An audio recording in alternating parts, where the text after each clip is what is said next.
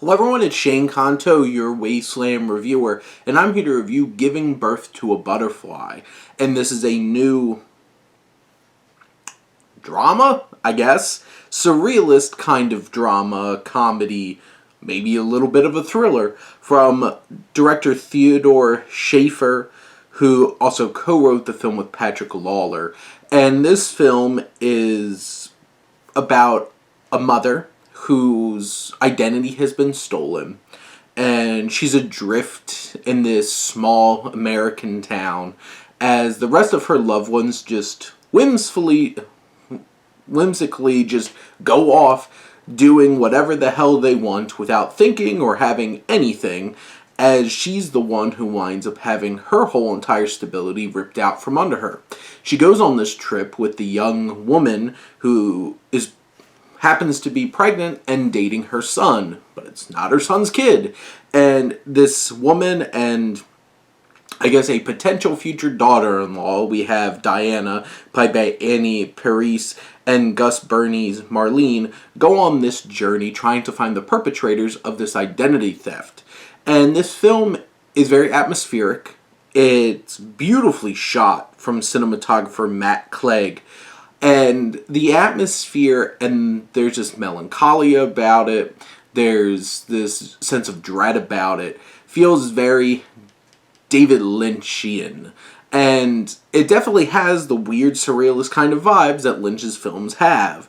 And this film is only an hour and 17 minutes, and takes you on such a strange journey that only feels strange originally because the performances and such.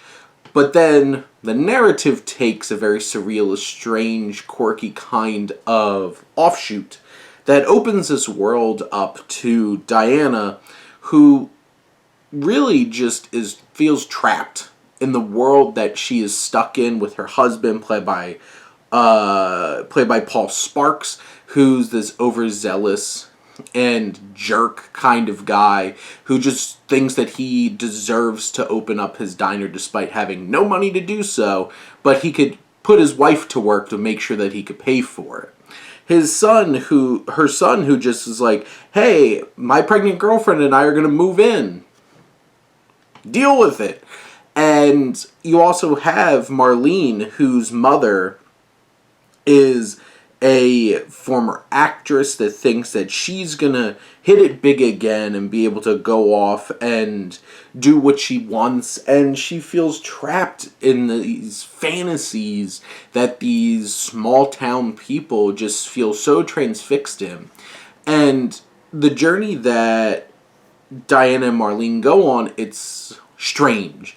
All the performances are very awkward and stiff, and feeling like in a purposeful way, but like it feels so odd and offbeat. Some moments feel funny, darkly funny, and give off an interesting vibe, and others you just kind of feel like they don't really vibe with what's going on in the film. And a lot of the dialogue feels up here somewhere or out there somewhere, and it isn't really clicking together to really get across the themes and ideas that it wants. It is all very trying to break free of this nostalgic American dream in this small offshoot little town, but it does struggle trying to come all together with exactly how it's trying to portray these commentaries on those ideas.